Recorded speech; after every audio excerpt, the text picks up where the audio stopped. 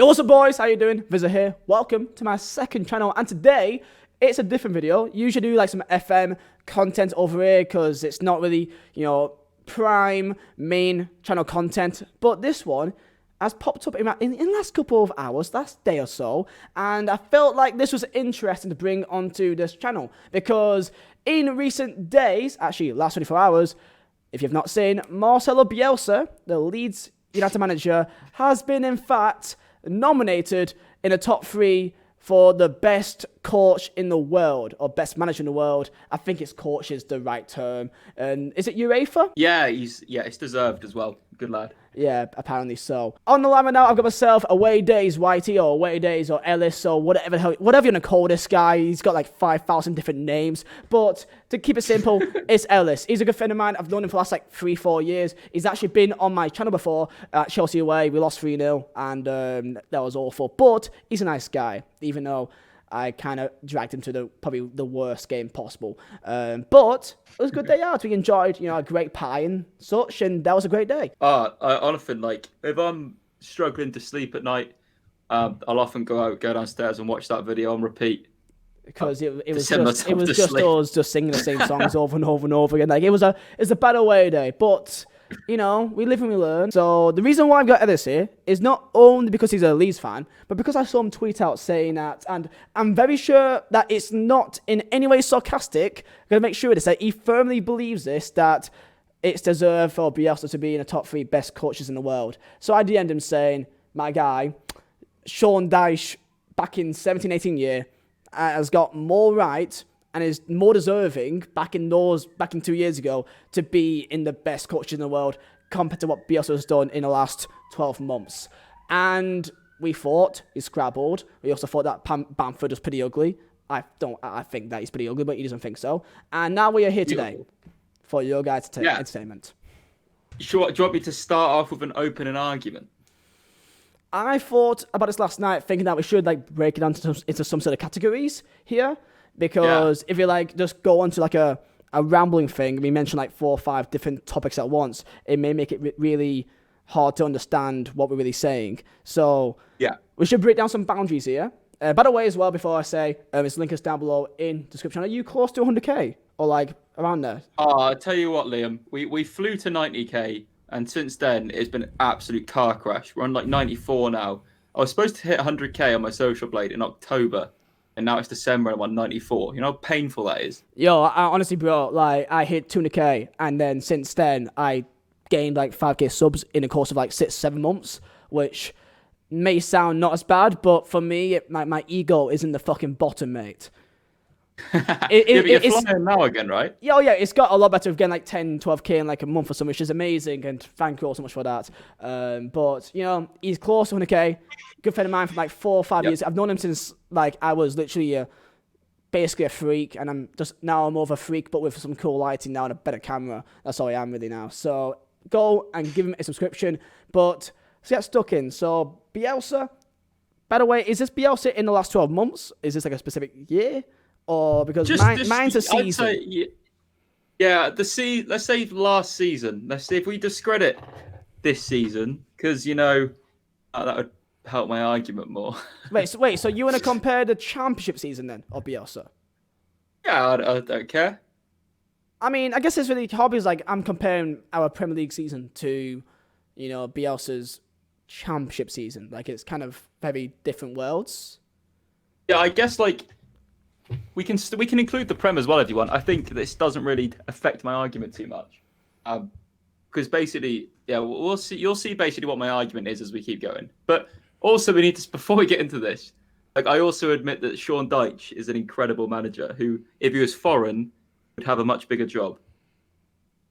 Okay, so instead of Sean Dyche, it'd be Sean Scieri, Moccaletti or something like that. He'll get at least Man City job, or Chelsea at least. Exactly, and he'll have them playing incredible football. Incredible. Okay, I feel like I'm more interested to hearing your side of things. So, Ellis, take it away. Why do you think Marcelo Bielsa should be the top 3 nominees in the best coach in the world right now with Leeds United? Right.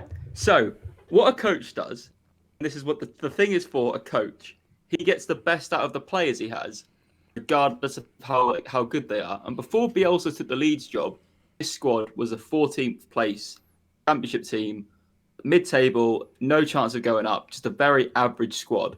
He added to that Helder Costa.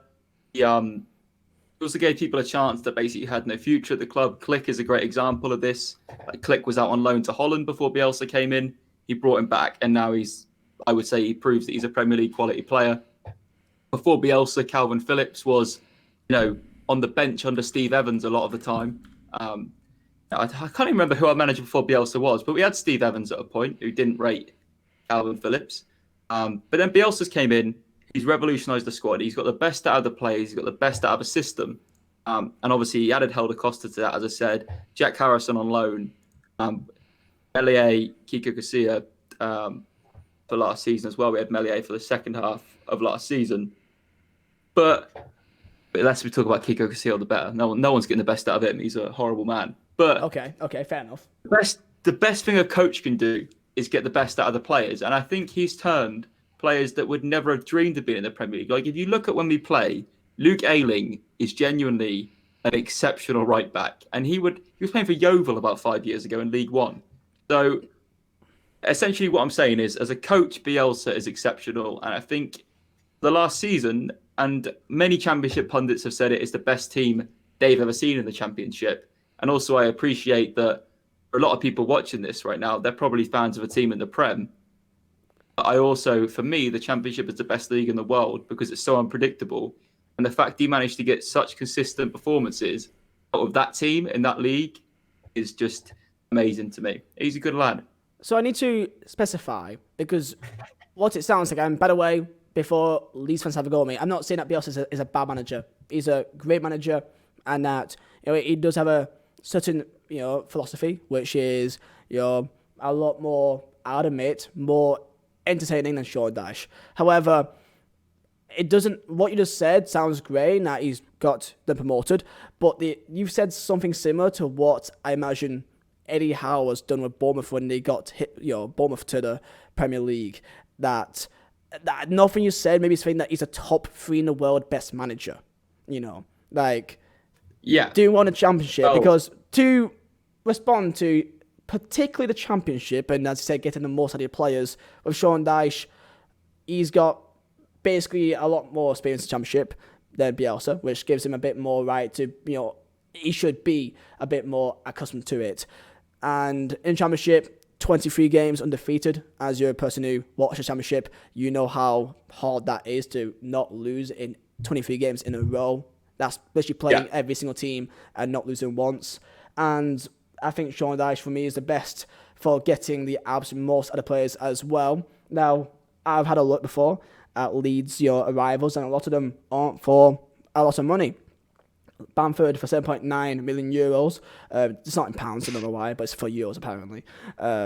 And looking at the team, most of it is for small amounts. Alioski for like 2 million, for the likes of Klieg for like 1.3 million, for the likes of Janssen, which is not you're not there now, but was like 3.5 million.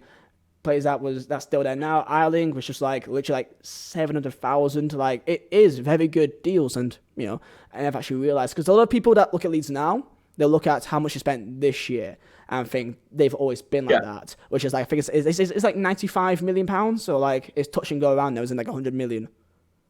But and also the thing is with that, like, you have to spend money to stay in the Prem. What he's done unless you're Sean Dyche. Yeah, let's just leave it about that. Okay. But like Rodrigo, if you had the opportunity to sign Rodrigo, I think you'd go yes. In terms of the defence, like Koch and Llorente, he brought them in, and they haven't really had a chance to gel as a partnership. I think that will be the partnership going forward, because I think Liam Cooper's a bit of a liability. Rafinha looks great, but I don't know. I think the Premier League, right, as a fan, I think I've tweeted this publicly and said it in videos a few times. As a fan of football, I'm not too keen on the Prem. Like, I actually prefer the Championship as a fan. Maybe you're different, obviously, because Burnley have experienced Europe and you've experienced something. For me, the way the Prem is, it's so monopolised, and like, we're never going to win the Premier League. Burnley aren't. Oh yeah. We know what we are as a club, and for me, I enjoy the Championship and I enjoy that you're fighting for something. But then when you get it, it's kind of like, I'm still a bit underwhelmed at being in the Prem. I loved going into games thinking we should win. Now I'm so shocked when we win. That's not Bielsa's fault. So do you think that Bielsa has done a good job in the Premier League so far this year? Yeah, I think I tweeted. Sorry to keep talking about my tweets, but I tweeted saying anything above the relegation zone is amazing for us. Like if we stay up, that's great. But does that sound like he should be top 3 coaches in the world then? If just but you could give him the Barcelona job and he'd do well. Like it's about being a good coach, and also the squad. He's got a lot out of it, is what I mean. So I don't think the reason that I want us to stay up is because he's got so much out of a squad that should have been a mid-table championship side, and to jump to the Prem and stay up would be a good feat. And obviously he spent money. He's bought a Rodrigo who's been okay so far. Rafinha, I think, will be the difference maker for us. The defence, he's had a lot of injuries in it as well. This is also the job Dyche did that season was amazing. But in terms of the football that both managers play, as a fan of football, I would much rather watch a Bielsa side and lose maybe 4-3 at Anfield than be a Dyche side and draw 0-0 at Anfield. That's my perception of football, and yours. I'm sure you'd be much happier with the point. I mean, with my side of things of Sean Dyche in that year, I think what's most important is that I know a lot of players that he's brought in, just to name a few, that was important in all these years. So Scott Arfield came from a free from Huddersfield, Tom Eaton free from relegated Bristol City, Nick Pope relegated Charlton, Gudmundsson relegated Charlton, like Ashley Barnes, £300,000 from Brighton. Chris Wood is the only real. Him and Taylor was the only actual piece of proper money that we spent. Chris Wood, I believe, was like 13 million around there. Taylor, I think, I kind of forgot. I want to say it's like 4 or 5. It wasn't a lot, I remember Taylor. And entire back line, Ben Mee, free, Torquay, about, I think, 2 mil from Brentford, or maybe 1 mil, like, season beforehand, because we had Mark Keane to begin with. Right back, Loughton, a couple on the ground. Like, our entire team was, if you look at a team that came 7th in the league with the second lowest wage bill, and to somehow still get Europe when we were seen as a relegated bound side, I think is continuous, endless, just is fight to go against the odds of what everyone thinks a Burnley could be with a team which, honestly, I don't think, other than Chris Wood, I don't think any of them would still be in the Premier League now, especially players that he has signed.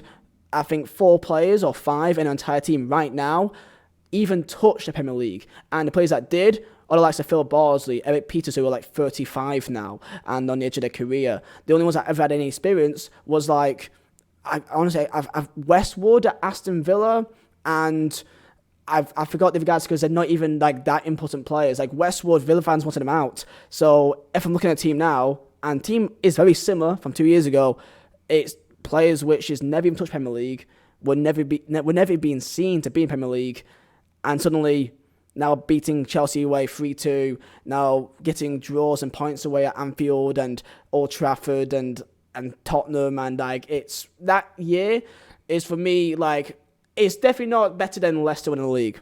Don't get me wrong, but in terms of just how beyond like what you think of Burnley, it is an unreal season, and like what Sean Dyche did that year deserves so much more right to be in the top 3 best managers in the world than what Bielsa's done now, which is evidently win the league with Leeds and then has lost more games than David Moyes and fucking Roy Hodgson.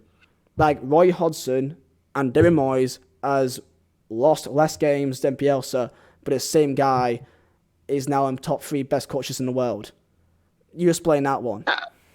Yeah, but like in terms of that argument, you could say, well, West Ham have drawn with Man City this season. Does that mean Guardiola's a bad manager? They've drawn with Spurs 3-3. Does that mean Mourinho's a bad manager?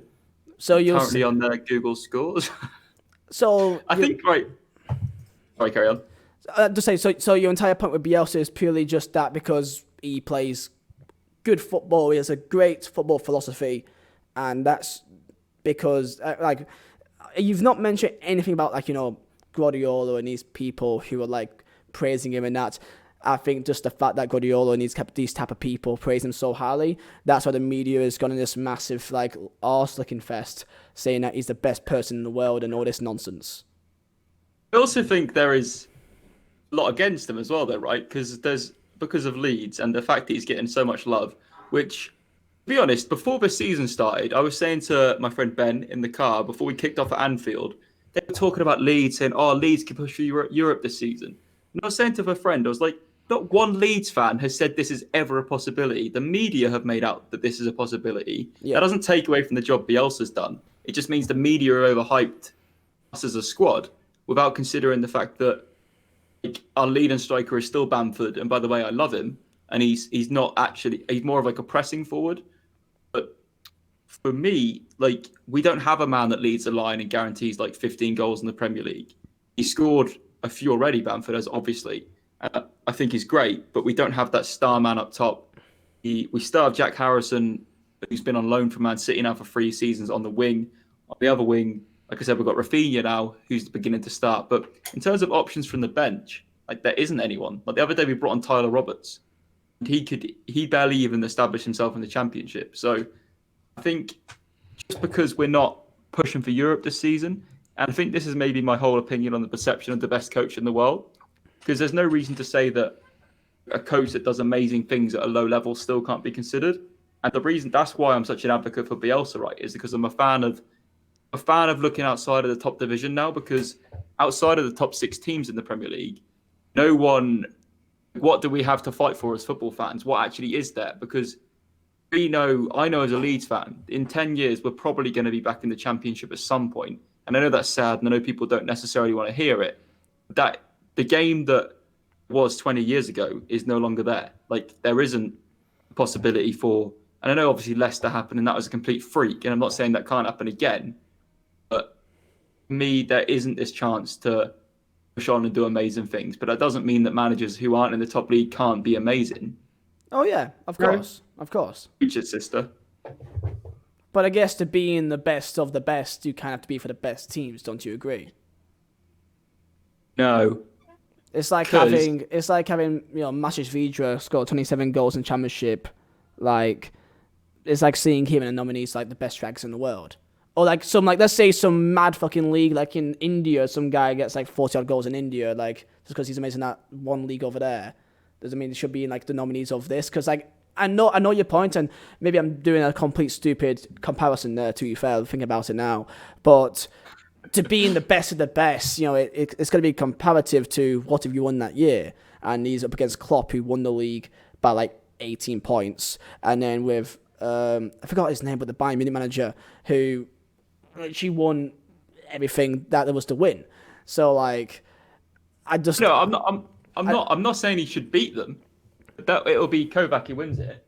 Yeah. I'm just saying that why are people so shocked by him being in this conversation? Because he's won the Championship with Leeds and is 15th in the Premier League. Well, actually, are we 14th or are we gone down? That's heartbreaking. You're 14th now, my bad. But of course, Arsenal and Brighton have a game in hand. Yeah, well, they should. Who are they? I said it's Arsenal. It's just Arsenal. He's not going to win the award, but I just my whole argument that he's an exceptional manager who gets the best out of players and he can get world-class moments from players that are nowhere near world-class. And he gets them, it's not just like it's a freak, like he gets people, like what Bamford did at Aston Villa, like that hat-trick, like that's been coming. And that would never have happened before Bielsa. I know we had a decent-ish season at Middlesbrough, that 1 year in the Championship. Since then, like, when Leeds spent the money we spent on him, it was like 8 million. I was one of many that thought, what on earth are we doing? And it's proved that, we probably could have still spent that 8 million better, and he could have made someone else into this exceptional player. But he's a lovely man. He drinks in Costas. He's a lovely man. He sits in a bucket. He's a lovely man. Exactly. I mean, saying that Bamford was in fact at Burnley in Premier League back in 16-17. Yeah. And what did you think of him? I'll be honest, it was atrocious. He didn't even know the offside rule, and he couldn't even hit the ball properly. Like, I saw him go one-on-one a few times, and the ball just fell to him, and he did not understand how to kick a ball. What do you make of him now? I'll be honest, I don't really watch much football anymore. If it's not Burnley, I don't typically watch it. But of course, I watch the highlights and that. I don't watch like the full 90 minutes.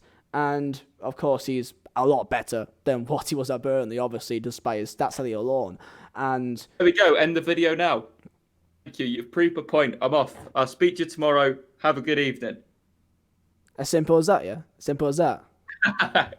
Simple as that. It does help to prove my point, right? That he gets. I know, but like it's not like he's the only one that can do it. Sean Dyche has done that with 15 players. He's turned players out of nothing into English capped internationals. He's turned Tom Eaton, Nick Pope, Danny Ings, Kieran Trippier, Jack Cork. Like there's probably two others I can't think of right now. Into literally from thin air into, and Dwight McNeil, I guess, is on the way there now. Players who literally you would never think of, from literally nothing, from Championship into literal English capped internationals. Even Jack Cork, which he was surely past at a stage, and then for some reason now getting subbed on for England. I don't know how that happened personally, but he is. Like Bielsa's not the only one that's done that, and I think Sean Dyche has done that in a lot more other ways. In a lot, his efficiency is a lot more common, I think, personally, with Sean Dyche. And yes, he doesn't play the best football of all time. But simply put, because we can't, like, our players are championship players at heart. And us playing to our strengths, they're always going to have that weakness. And that's why we try and cover so much. That's why when you notice when most players leave Burnley, Michael Keane is an obvious one. He left us, and for his first year at Everton, it was absolutely atrocious. And then eventually, he kind of got out of that system. But most of our players, when they leave Burnley, are never as good. Never as good. Maybe one or two, Danny Ings, and probably Keane now eventually. But most of us, they kind of have a poor few years, and then they eventually rise back up again, like Kieran Trippier did. When left us, went to Spurs, barely played, then has gone on and played for Atletico Madrid, and so on and so forth. Can I ask you a question you have to answer seriously? Okay. If you had your squad right now and 20 million to spend, who would you rather manage your team? Marcelo Bielsa or Sean Dyche? Sean Dyche. What do you mean? This is my reason why. If you say if you had 20 million as a budget right now, and if you gave Burnley's team to Bielsa or Dyche, who would you give it to? Like, are we speaking Burnley or just any team? Yeah, but the way that, like, I think you can get players to play a system, right? Like, also got Leeds to play the system we play in 4 weeks when he first joined. It's not impossible. Maybe, I think, right, so another question, sorry, just to pivot. Dwight McNeil's career, who do you think develops him into a better player? Purely as a attacker, I'll probably say Bielsa's style of play will get the most out of Dwight McNeil because it will give him a lot more freedom to run ahead and probably play a much more forward role. But of course, in reaction of that will lead us a lot more weaker in the back and will concede more goals. That's why he does typically play a lot more further back because he tracks back as he's more of a left mid and a left winger. Even though he can play as a left wing, that's just the way that he's been formed.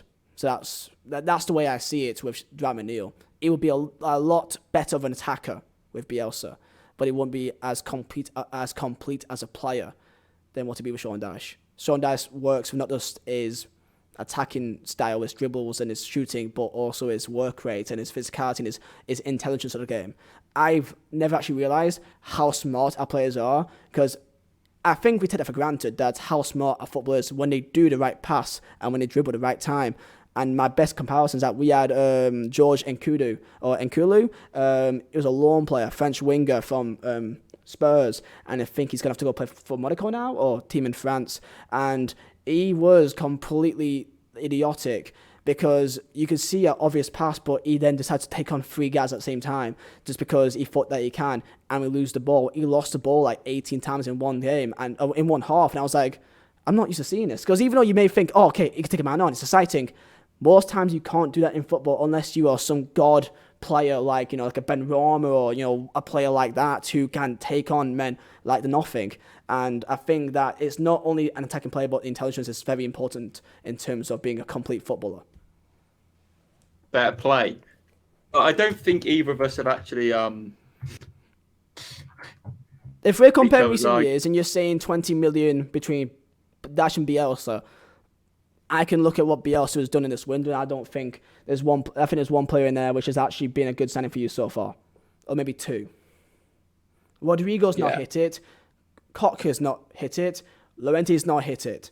And altogether, that is about 40 million worth of players who right now has not done well so far. They can do better. And, in a year's time, who's to say that Koch and Llorente may be a lot better right now. But as of right now, you wouldn't say they're 40, 45 million pound signings and whatever else, okay? And Rafinha's done well so far, I believe, has he? He's done well so far? Yeah, he's a great lad. And Helder Costa as well, I think he's got like 1 or 2 goals, right? Yeah, he's naff. Meslier, is he being good? Or okay. Oh, he's so good. He's so good. So good. Okay. He's like, honestly, top 5 keepers in the league. So out of, as it says right here, 90-odd million that you spent this window, about 40 million of that chunk is on players that has not performed to a level you expect so far. Which is, by the way, that 90 million is the same amount as what Sean Dyche spent in about 5 years at Burnley in Premier League. And I disagree with that. Okay, go on. Because Llorente's been injured the whole time. He's played 1 game, and in that game he had to be thrown into it when he wasn't fully match fit.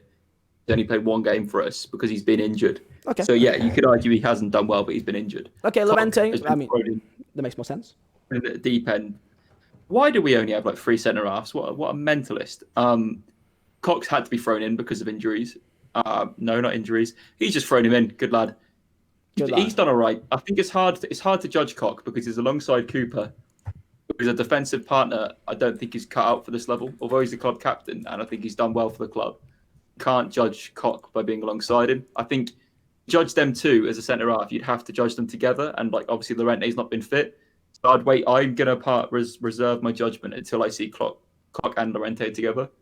Do you personally think that so far the price tags is like matching what you think they will be? Yeah, because how much we spend on Koch? Was it like, it wasn't much. Was it like 12 mil? Here it says 30 million euros. Euros is like a little bit more than pounds. Like 12 million pounds, basically 11 million around there. Yeah, see, for a full German international, that's mental. But I think the German international thing kind of, I hear that being thrown about. It's like, I don't think it really means much as of right now. Like, from what I've seen, most people think that's just a fraudulent like term. And this is from Leeds fans. I've been seeing this on Twitter. Stop.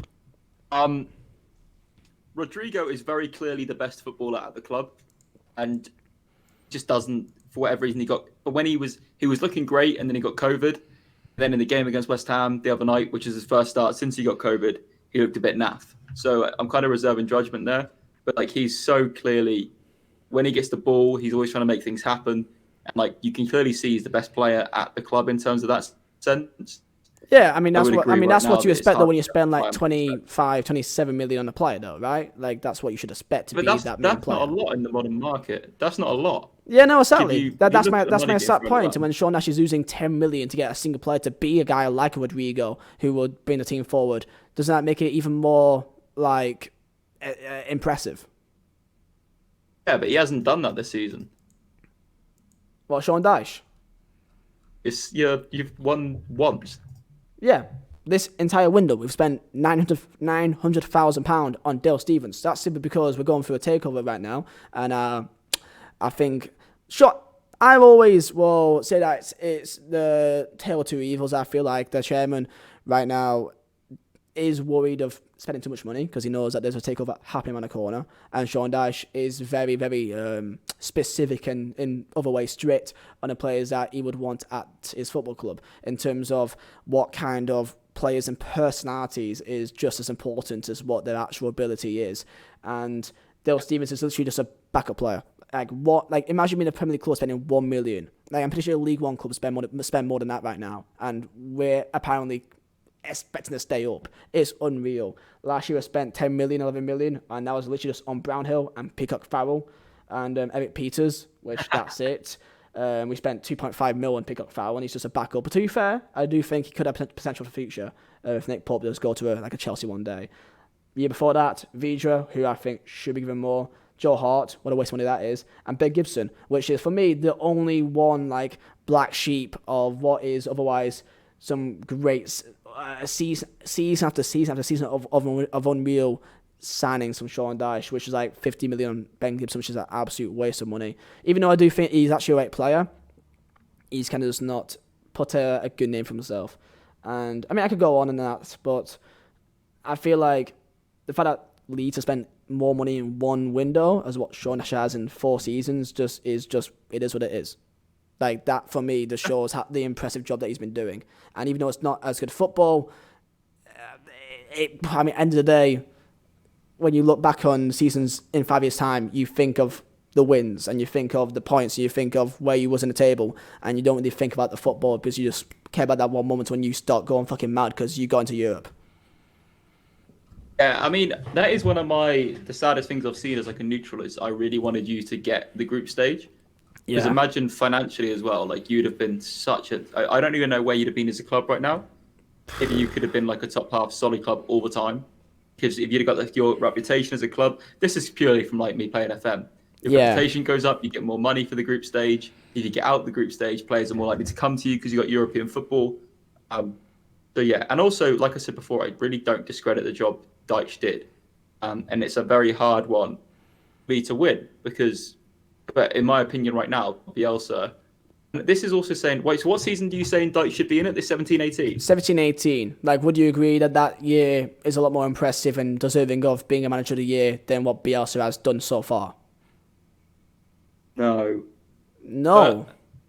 But let's see, the 2018 one, you wanted him to be in it when the winner was the France national team winner for winning the World Cup.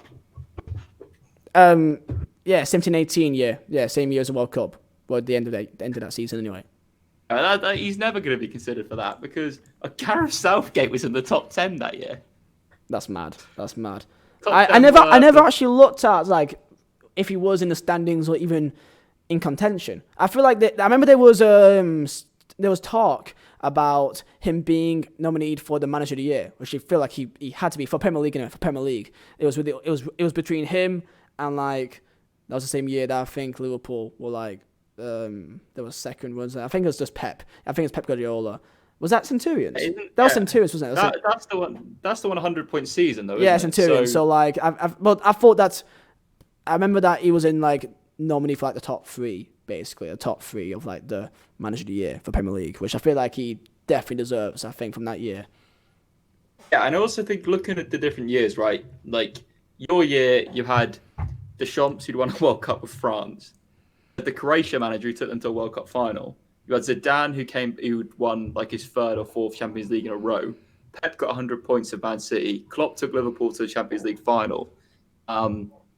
So it's very hard for Dyche to be in the top 3. I think if Dyche had that season this year, he may have been in with more of a chance, probably. Because if you look at who Bielsa was against, right, it's not like that's why he's been nominated. Like who else is what? The PSG manager for making PSG reach a Champions League final. Yeah, but what did PSG? It's ridiculous. That's their first final in ages, right? Yeah, but you'll say a Champions League final is probably a bit more impressive than winning championship. Nah, plastic. I mean, come see, come sa, come see, come sa, and that kind of stuff. I mean, to be fair, you're on about the Europa League, and honestly, we were looking back at it now, the draws that we got were absolutely ridiculous. Like in our second round, we could have faced some farmers and literal like goat herders in like Finland, and we faced goddamn Aberdeen, which is by no means an easy game. But to be fair, looking back at it, like the draws were ridiculous. Like we faced Istanbul, who literally is in Champions League group stage, who like faced Man United and them lot, and then we faced Olympiacos, who in that same year, I mean, who's always a common just Champions League like team that always are, other than that one year. And in that same year, they beat AC Milan and also made it to the knockout rounds, and then made it into the Champions League group stages for the next year, and then go and beat and knock out Arsenal the year after that. We faced some stupid teams that we should not have faced. Like we could have faced anyone else, but we went to goddamn Olympiacos. Like it's ridiculous. Yeah, it is crazy to think that you could have went to the San Siro watching the club you love. But that's crazy.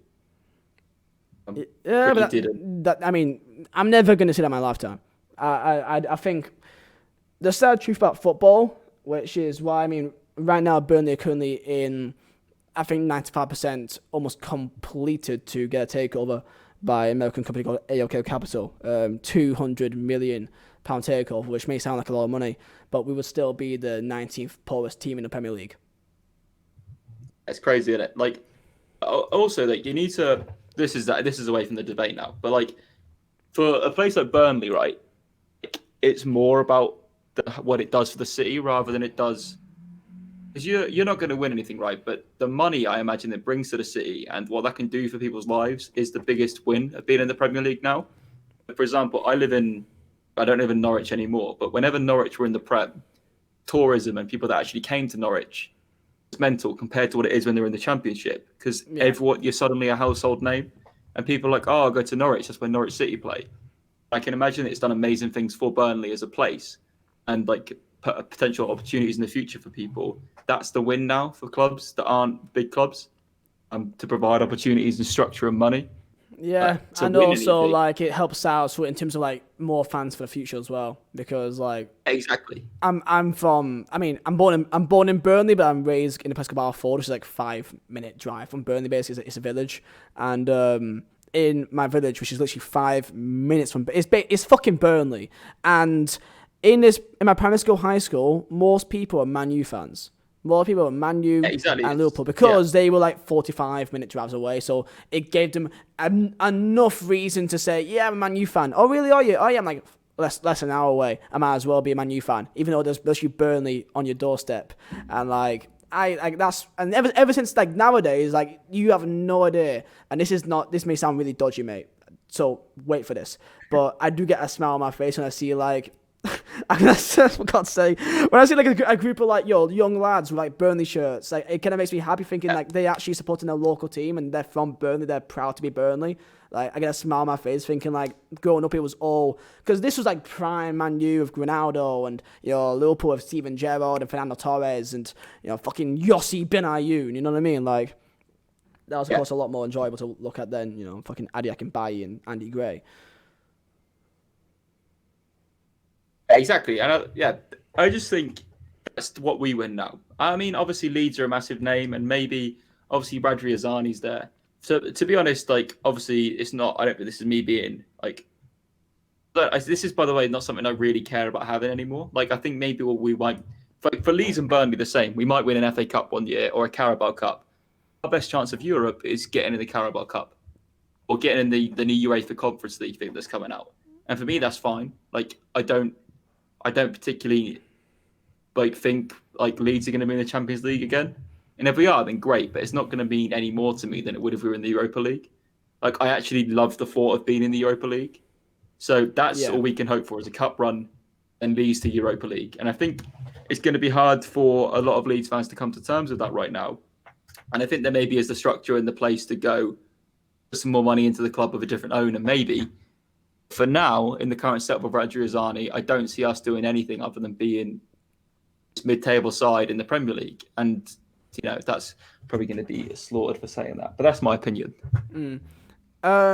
Quick question. Of course, you're a Leeds fan. Where would you deem Leeds in terms of, like, other club statures? So would you consider Leeds a big club? Yeah, I would. And would you consider... Obviously...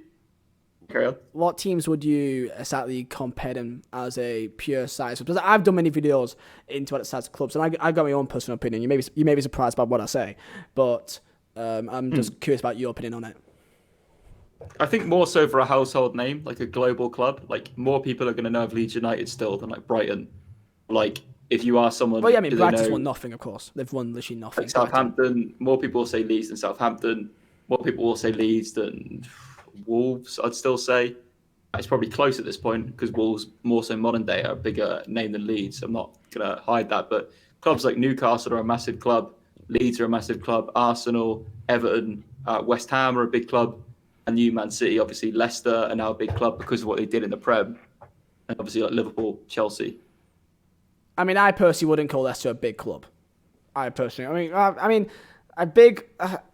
them below the tier of Leeds. I'll say it's below massive. It's below massive. Like, in terms of all teams in England, I say, yeah, it probably is big, but I'm thinking of like a tier list right now, like where I'll put it. Like there's like the elite, which is like Liverpool, United, and I'll put Arsenal in between United, Liverpool, and the rest. For me, Arsenal is the third biggest of all of England right now. Like not right now, but Arsenal are a huge club, like a massive club. Of all time, of course. And people just, this is the problem with football fans. Our memories are so short. Like literally 10 years ago, Arsenal, it's a long time. But that's how short football fans' memories are. I think if you haven't done something for 5 or 10 years, people start to question as to whether you're a big club anymore. So that's why people start to say stuff about Arsenal very hard as a Leeds fan, because the last thing we did in terms of winning anything was like the first division in the 90s. Was that 91 or 90? Yeah. The year before it became the Prem.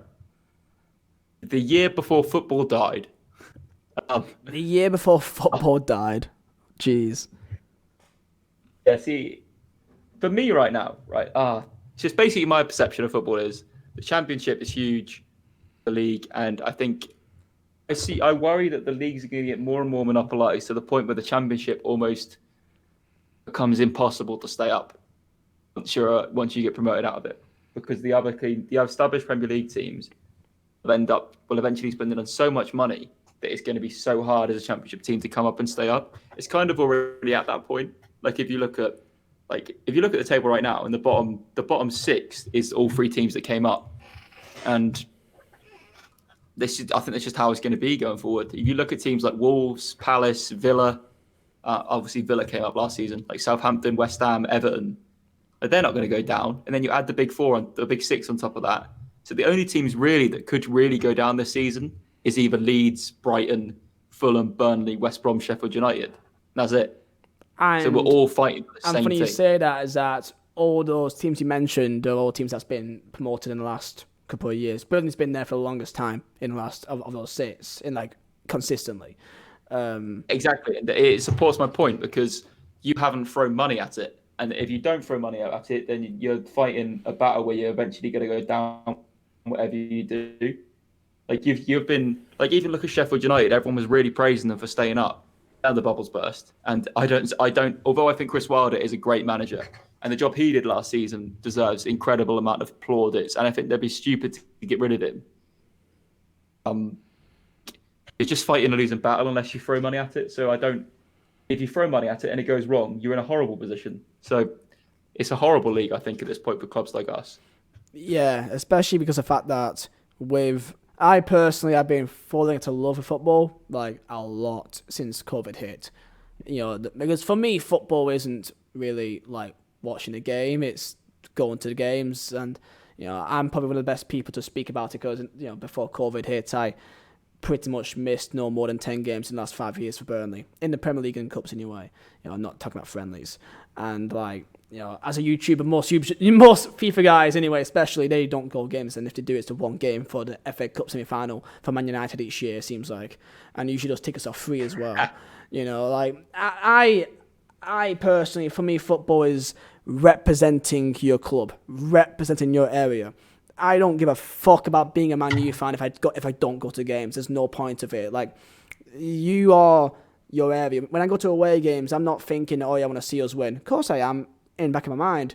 But I'm there with my mates because it's just a common routine. You go there with your mates and it's the same people week in, week out. And it becomes a culture, it becomes a family other than your family. It's like a second family for you. And there's of course, the camaraderie that comes with all of it, but just the fact that I never actually realised how shit Burnley are until COVID hit, because I'm forced to watch the games, pure sober, pretty much, and I'm thinking, wow, we are actually shit at football. But when I went to games, I'm usually so high on your energy because I'm with my mates, I'm having a laugh, I'm having so much fucking fun with them, and then I'm having some drinks, I'm getting pissed, and because I'm usually so drunk at away games, I forget how shit we are at football. So now I'm forced to watch us, and because I live in Poland, I'm by myself, so I'm not with my mates, so I'm just there wow, this is fucking awful. At times, I guess I would rather be a Leeds fan than a Burnley fan in that situation, because at least it'll be a bit more nicer to watch, I guess, in that side of things. But with football, it's just like, in terms of Premier League, the monopolization of it, it's just gonna come to a European Super League. The richer gets richer, the poorer get poorer, and they're gonna want more and more and more of the pie until it literally gets to a situation where like Manchester United will just be a brand name, and that they will no longer even be called Manchester United, be called United, or they'd be like Pez names, they'd be called United Red, and Chelsea be like London Blue, because there'd be brand names that I guarantee you, mate, in 10 years' time, there'll be a European Super League, maybe 5 years. It's happening so fast now that there'll be a European Super League where you will see Manchester United versus Barcelona in fucking Dubai and in Qatar and like fucking America, and they will never play in Manchester ever again. It'll just be a brand name, and that's all they'll be, and they'll have no recollection to their actual location, and that's what football's going to be in 10 years' time, and I absolutely guarantee you this. And the end of football is happening, and then the Championship, and thankfully when they fuck off the top six, I can't wait that the Premier League would actually be, or whatever it'd be called at that stage, would actually be the teams that represent their area the most, and that's what football should be.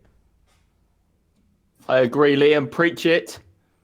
It's just, as I see this, I don't know, man, like, social media and everything else, it's just kind of made like everything into just like one massive, like, my dick's bigger than your dick. That's just what it is now. I was actually gonna like probably bring another question about like, you know, in terms of football YouTube. If you go for it. If you want to delve into that topic, I will not stop you. I feel like you may have some opinions on football YouTube, you know, and I don't want this to be used as some beef or someone's diss track in about a week's time. Yeah. Fire away. What's your question?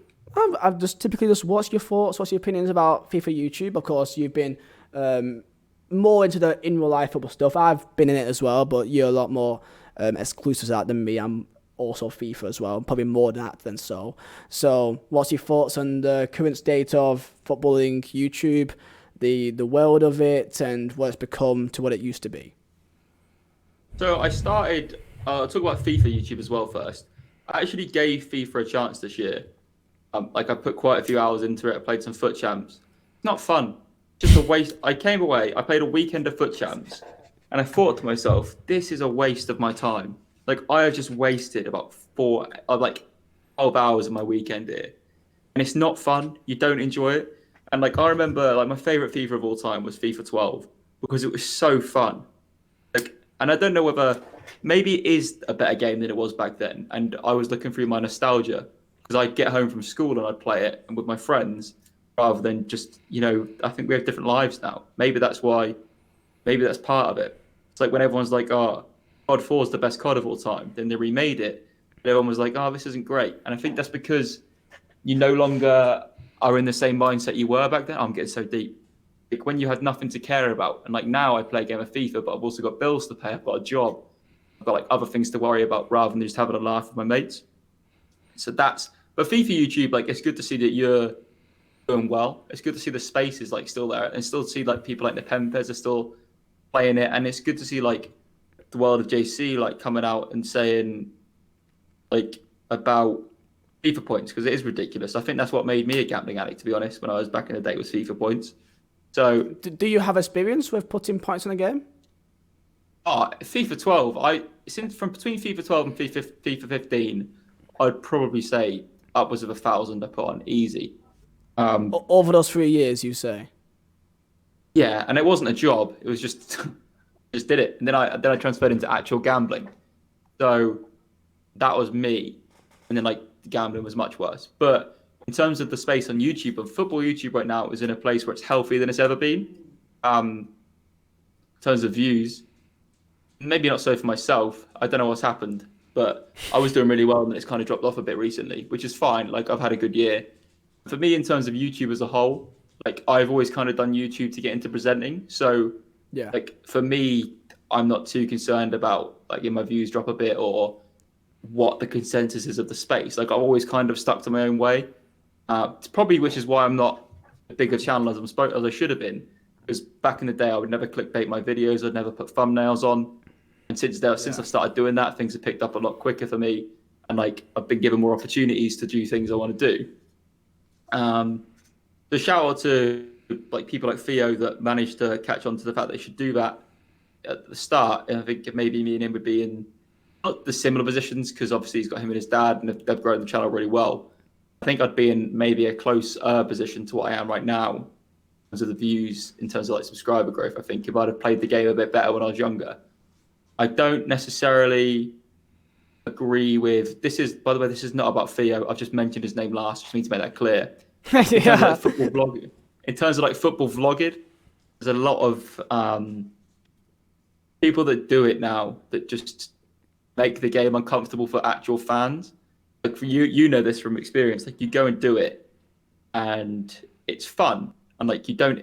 And if there's ever a time when you think you're ruining the experience for another fan, either move or you don't, or you move. But then you see people doing their videos where they're so clearly playing up to the camera, they're trying to annoy other fans, they're making their experience uncomfortable.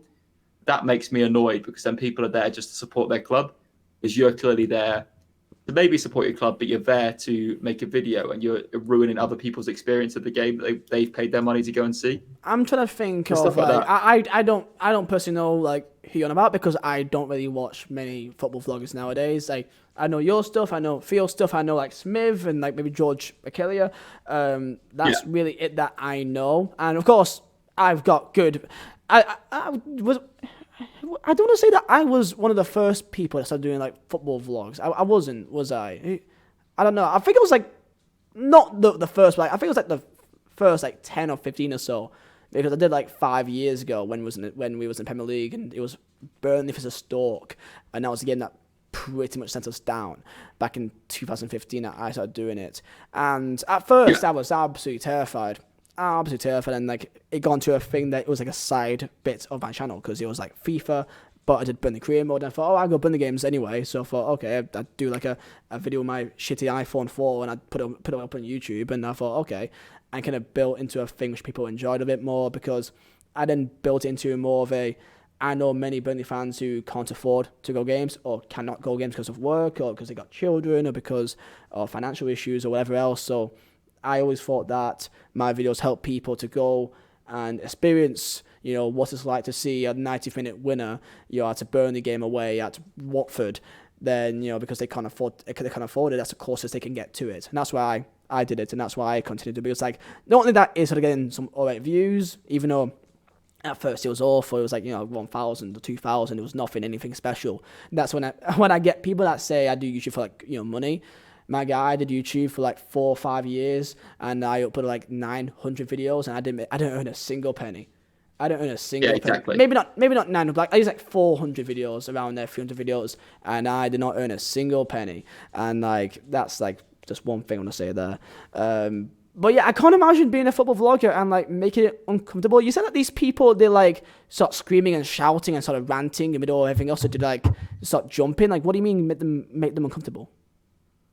Like when let's just say you're at a stadium, right? I mean, not so much due to COVID. So like 10 months ago, say you're at a stadium, right? And you're sat there trying to mind your business, and up rocks next to you as a kid or like a man, just trying to making a video. And at first you're kind of like, and then they're screaming the whole game to their camera, even though nothing's happening.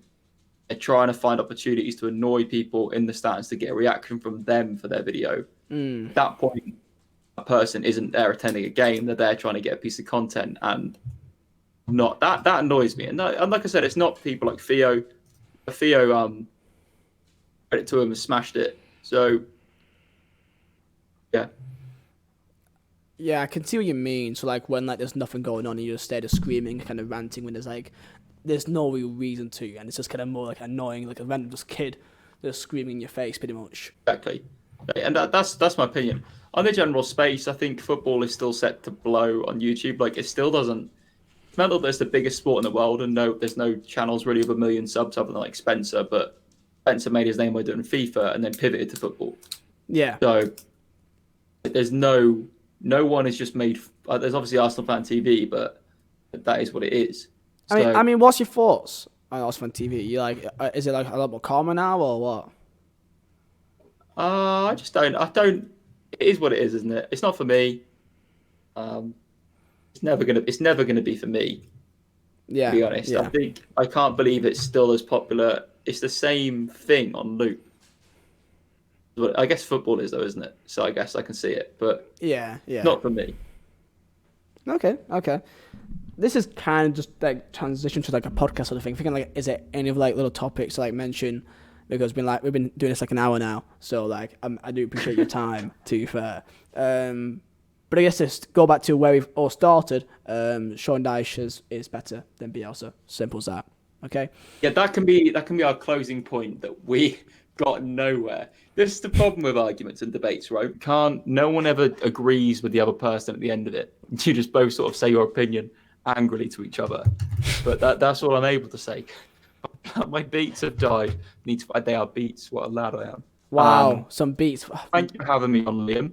I see your green circle there, so I can see us still talking. But yep. Also, thank you for having me on, Liam. You were wrong.